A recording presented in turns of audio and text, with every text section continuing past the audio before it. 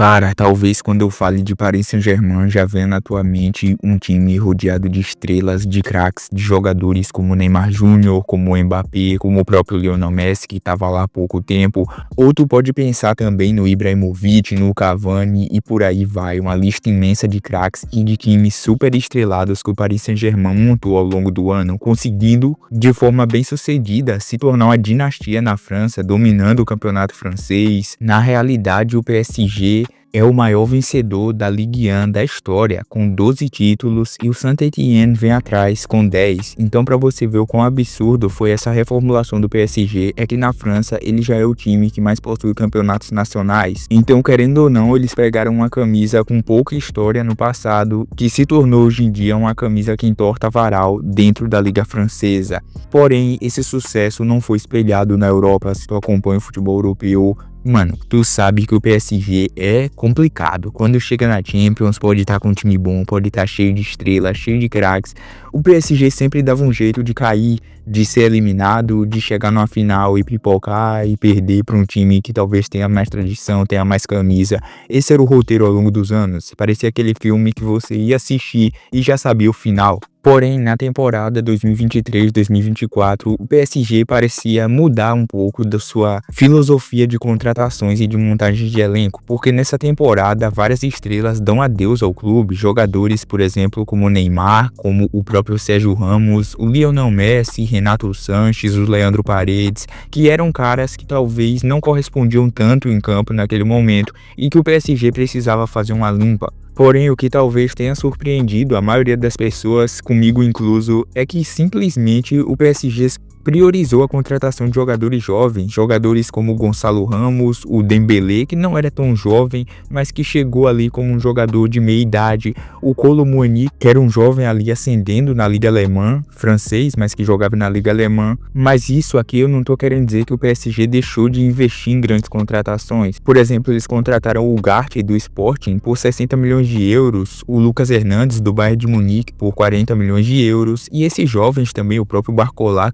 que eu não havia mencionado, também chegou por um preço bacana de 45 milhões de euros. Então assim, o PSG ainda seguia investindo, só que a sua filosofia havia mudado. Eles estavam contratando jogadores mais jovens, promessas, ou caras que não estavam tão estabelecidos no seu patamar de estrelas, de grandes craques mundiais. É nessa temporada também que chega o técnico Luis Henrique, um cara que divide opiniões, porque fez aquele Barcelona de 2015, joga muita bola, mas desde então o Luis Henrique cultivou um estilo de jogo de muita posse, de toque de bola, principalmente com a seleção espanhola, e ele ficou muito marcado por isso. Tudo bem que ele pegou uma entre-safra da Espanha, mas era bizarro você assistir a Espanha jogar, pô. Era muito toque de bola, pouca objetividade. Então quando eu vi o PSG fazer essa junção do Luis Henrique com vários caras que não haviam se provado ou que ainda eram muito jovens, pra mim, sinceramente, parecia que o PSG tava mais perdido do que tudo, mano. O que não era uma novidade, porque cá entre nós, se você acompanha o futebol do Paris Saint-Germain, o que eles fazem ao longo dos anos era óbvio, né? Que o PSG nunca foi esse time muito bem estruturado no quesito departamento de futebol. Mas na temporada 23-24, o PSG ainda tinha o Kylian Mbappé. Era a sua última temporada lá, já estava mais do que óbvio que ele iria fechar com o Real Madrid. Mas o PSG vai muito bem nas mãos de Luis Henrique.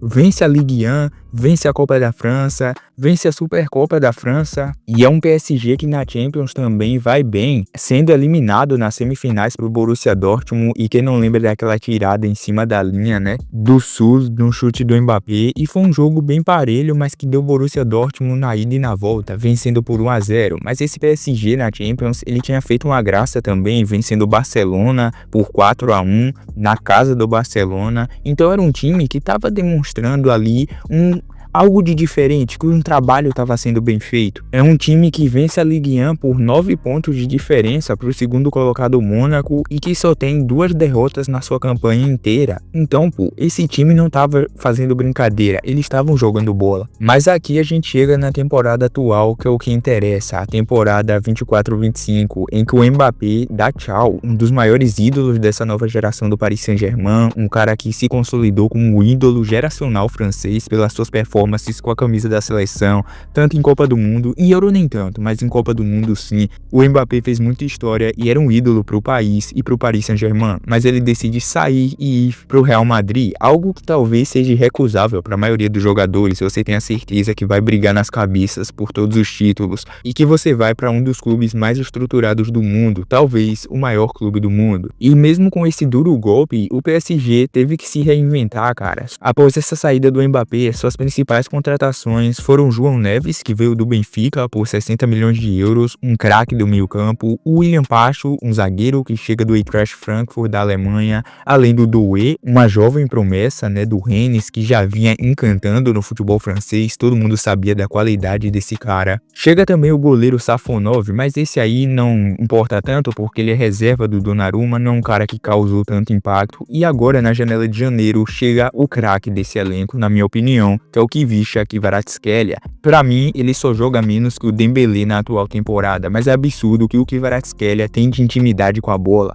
A bola vem, pode vir de qualquer jeito, ele domina, põe no chão, dá o tapa. Esse cara é um absurdo. O que esse jogador Napoli joga de bola é brincadeira, cara. E na atual temporada, na Liga Francesa, o PSG nada de braçada. Um time que está invicto no campeonato francês, que na 26ª rodada, os caras já têm 68 pontos. O Olympique de Marseille, segundo colocado, tem 49, quase 20 pontos de diferença, irmão, pro segundo colocado. Uma campanha com 21 vitórias em 26 jogos, só 5 empates, 0 derrotas. Isso é coisa de louco. Um time que marcou 73 gols e sofreu apenas 25. Pô, tá brincando, mano. Olha esses números do Paris Saint-Germain. Mas o real motivo de eu ter feito esse vídeo é por causa das performances desse time na Champions. Porque na Liga Francesa, convenhamos, eu vou falar o quê? Que o PSG ganhou mais uma vez a Supercopa da França nessa temporada. Pô, convenhamos, isso pouco importa. Dada a dinastia que o clube já tem na França, se torna quase que irrelevante o PSG ganhar ou perder um título francês, uma Copa francesa, um campeonato francês. Mas na Champions, que é o que importa. Que foi onde o PSG se classificou para a fase de mata-matas, ficando em 15º lugar. E pode não parecer essas coisas todas, porque o PSG, por exemplo, empata com o PSV, e sempre que eles pegaram um time com mais relevância, ou que talvez esteja mais bem estruturados, eles tomaram pau. Por exemplo, tomaram 2-0 do Arsenal,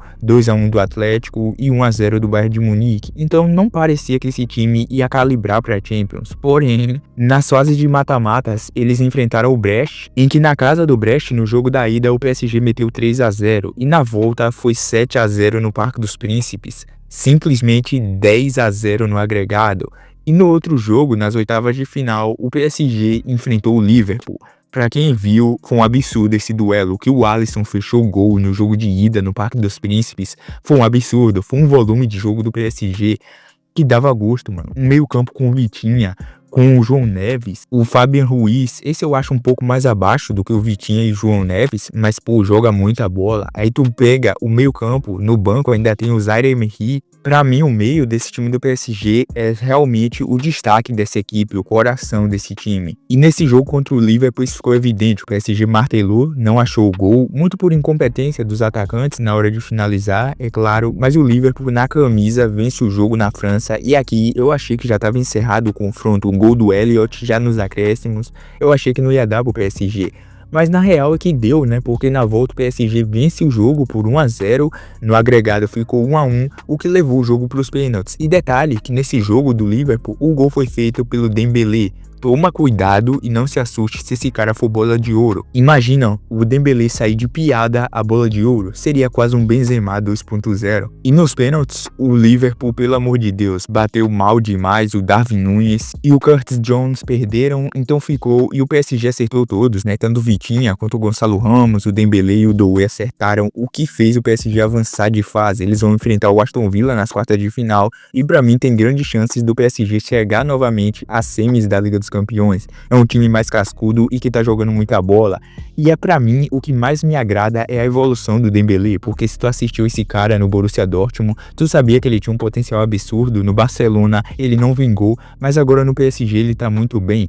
E essa dupla dele com o Kvara, pra mim tá jogando demais, mano. Pra mim, os caras se completam, é um absurdo esse time jogando. Só falta, na minha visão, um centroavante matador. Mas quem sabe, mesmo sem ele, o PSG não consegue vencer essa Liga dos Campeões, né? Porque tem qualidade, um time que tem o Hakimi na zaga, né, na lateral, o Lucas Hernandes.